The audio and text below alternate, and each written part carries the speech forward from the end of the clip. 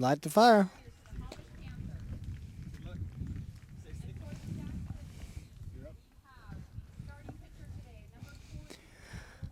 Hello, everyone, and welcome to the cast of 4A District 1 baseball here at the home of the Snohomish Panthers at Earl Torgerson Field in Snohomish. The Jackson Timberwolves, the number 3 seed out of the West Coast South Division, with a record of 9-6 in league, 12-8 overall, come into the home field of the Snohomish Panthers, the number 2 seed out of the North Division, with a regular season record of 10-6, 13-7. And Kim Hammonds have got himself a nice squad here, looking to make a run deep into the district playoffs. Today is the first round.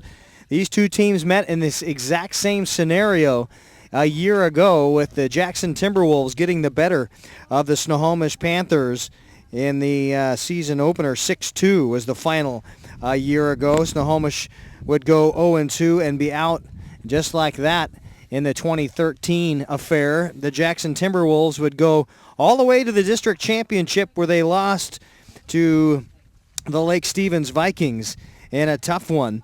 7-6 was the final in the district championship game last year. Ended up going to state as the number 2 seed out of the Wesco, where they got beat by the South Kitsap team 3-0 in the opener of the state playoffs. But that's the goal. State is where both these teams would like to find themselves in a week's time, and it will take a run through next Saturday, I believe, is the final in Everett Memorial Stadium. Actually, Thursday. They could do it the easy way.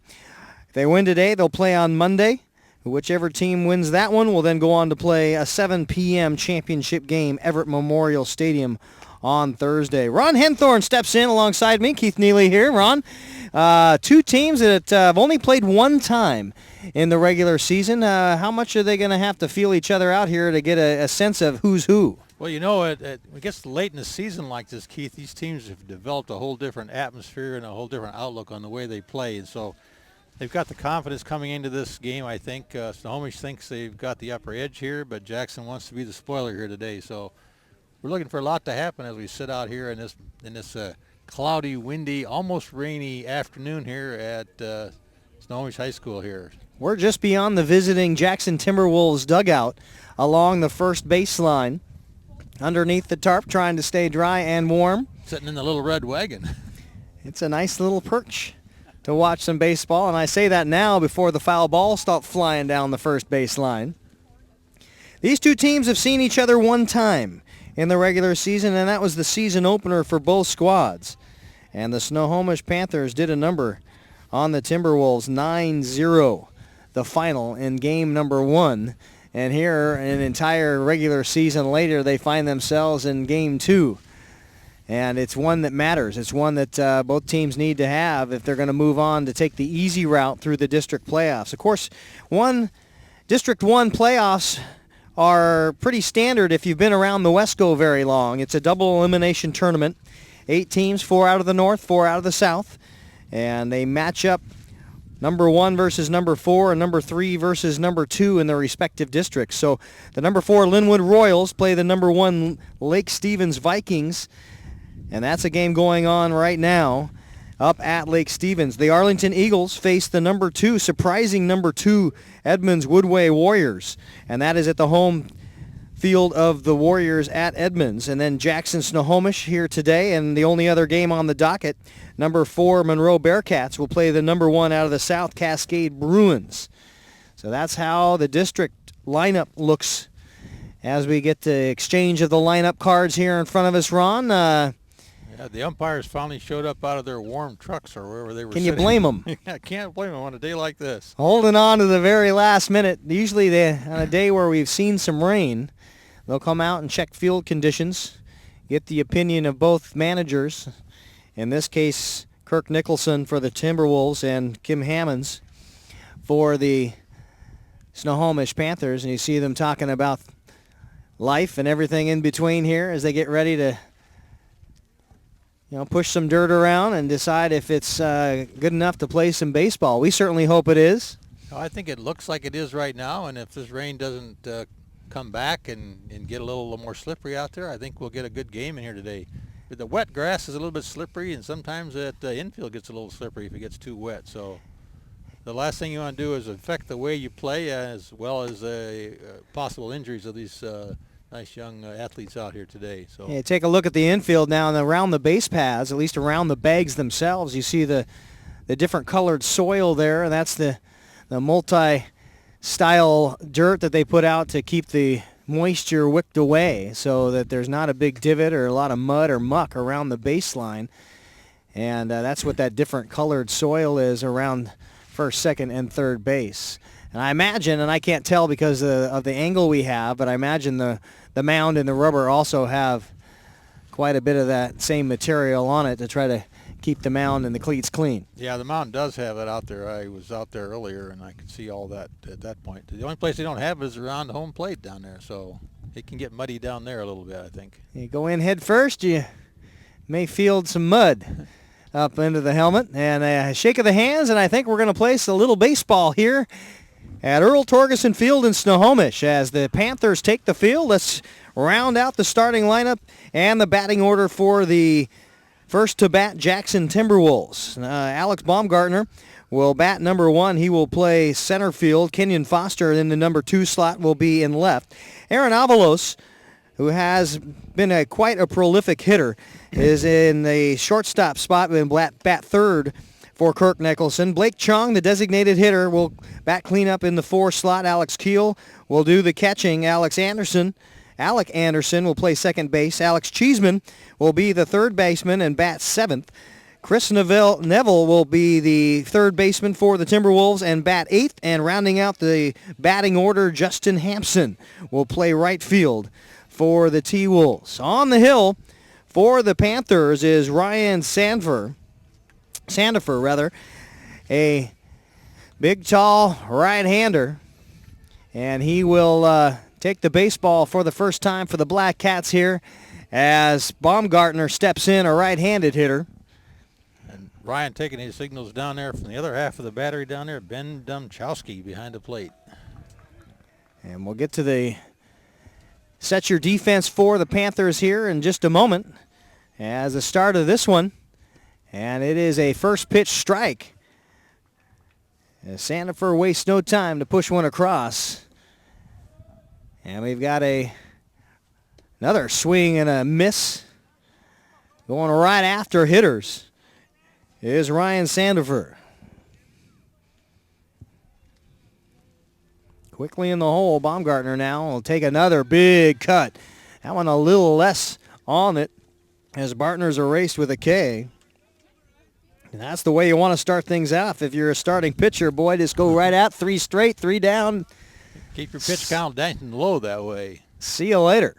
And that'll bring up Kenyon Foster, the left fielder for the T-Wolves. And again, right after hitters. He's throwing nothing but strikes in there, 4 in a row. That'll build your confidence. High leg kick. There's the wheel and the deal. That one in the dirt, about a 59-footer. But taking a cut now after seeing so many strikes, Kenyon Foster decides he's going to take one. That one he would have taken a 9-iron to drive. And that one low, check swing. And they say he went around. He went around, too. So the drop ball will mean that they have to throw down to first base, but 6 pitches, 2 strikeouts for the righty. Great start for Ryan Sandifer here today. Be off that mound if he can keep that record up. Any odds to bet on that? Get some Vegas money out here. Aaron Avalos, he'll take a first pitch over for a strike on the swing. Big cut.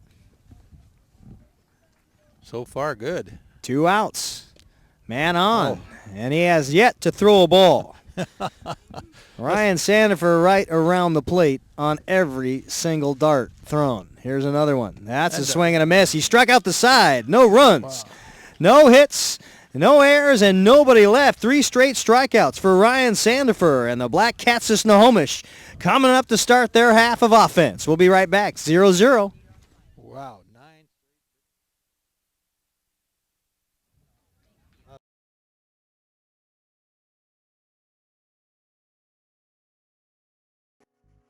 The The Eye Care Center of Snohomish on Avenue D is here to help with all your eye care needs. Our professional staff is committed to offering the most sophisticated, high-end, latest technologies to our patients.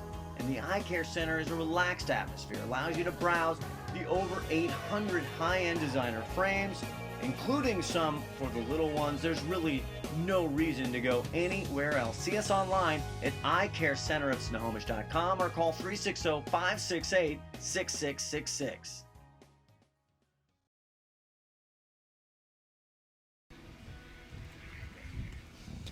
Welcome back to Snohomish and Earl Torgerson Field, the home of the Snohomish Panthers. A 1-2-3 half inning for the Timberwolves will bring up the lineup for the Snohomish squad as announced by head coach Kim Hammonds. Brad Morgan will lead things off. He'll be followed by Andrew Avila, Tanner Arrington, and Ben Demchowski, the cleanup man. Hakan Landy, the shortstop, will bat fifth. Behind him in the sixth hole, Nolan Smith. Jake Mulholland will be your designated hitter and bat seventh today. Logan Baker will be in left field and will bat eighth. And Garrett Stitch, the right fielder, will round out the starting lineup and the batting order for the Snohomish Panthers. Around the field for the Timberwolves, Foster, Baumgartner, and Hampson left to right around the outfield. Neville, Avalos, Anderson, and Cheeseman left to right around the infield. The starting pitcher is Tyler Wingert, a lefty. And behind the plate doing the catching and calling the signals is Alex Keel, the catcher. Left-handed hitting Brad Morgan steps up to plate as Winger gets set to deal. And here comes the first pitch from the tall lefty. Swing and a miss. Actually righty, my apologies. And written down that Wingert was a lefty, but obviously he's either switched hands and been very adept at it. Doubtful I just wrote it down wrong. There's the swing and a drive right to the second baseman. And Anderson gobbles it up, a line out off the bat of Brad Morgan. And now due up Andrew Avila, the second baseman.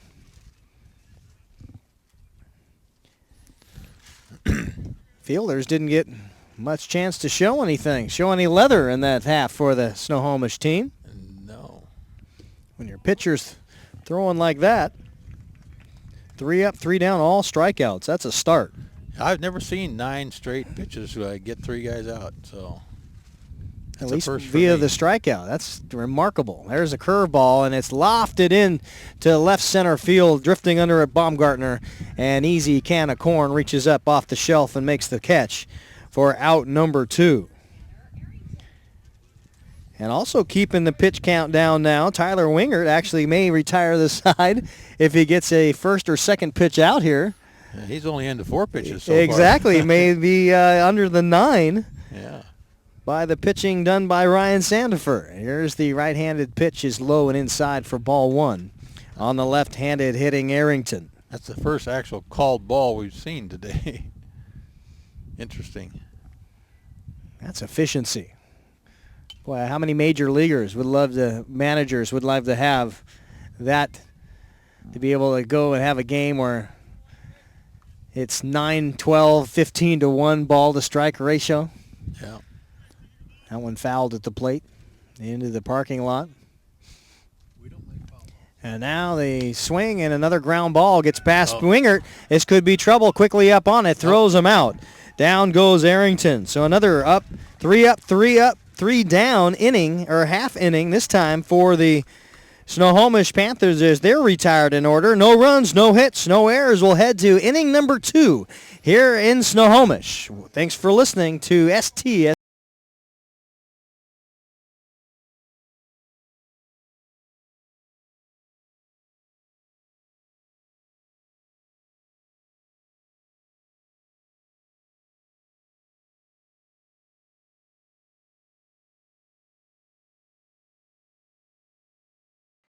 Are you looking for help selling or buying a new home in the beautiful Snohomish area? I got great news. Look no further than Gilpin Realty. And you want to make sure you talk to Leela and Ray Cook. They understand. There's somebody you can trust if you're looking for new construction, They know the community. They know the schools. Why? Because they're lifelong Snohomish residents and they have 32 years of real estate experience. So if you're buying, if you're selling, if you're looking for a house for your family, there's nowhere else to go than Leela and Ray Cook. Give them a call or check out all their properties right now at gilpinrealty.com. To the top of inning number 2, stepping in for the Timberwolves, Blake Chon, the designated hitter. And we'll see if Sandifer can pick up where he left off, and that's exactly what he did, Ron. Strike one. Strike one. 10 straight strikes in a row. And here comes the high leg kick. That time a breaking ball is outside for ball 1, the first time that Ryan Sandifer has thrown one outside the zone today. It's had to happen sometime, He was right in on the plate. Here's the 1-1. That one also outside. And that's when you start stringing them together that you run into some problems. I think reality is setting in is what I call this. 2-1. Oh, that's so right down the Broadway on a fastball. And it evens the count at 2 apiece. Nobody out here, top of inning number 2. No score. Swing, a little dribbler right to the third baseman, and Morgan will fire across for out number 1. Chong is retired, 5-3. And now the catcher, Alex Keel, to the plate for the Timberwolves.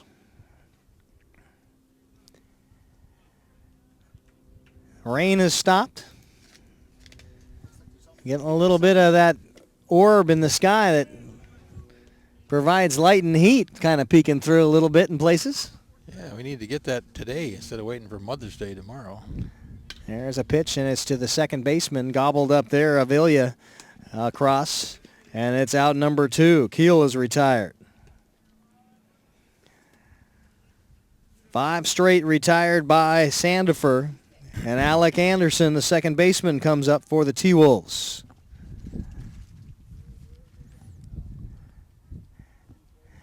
There's an inside pitch about the letter high. Anderson backs out. And the first batter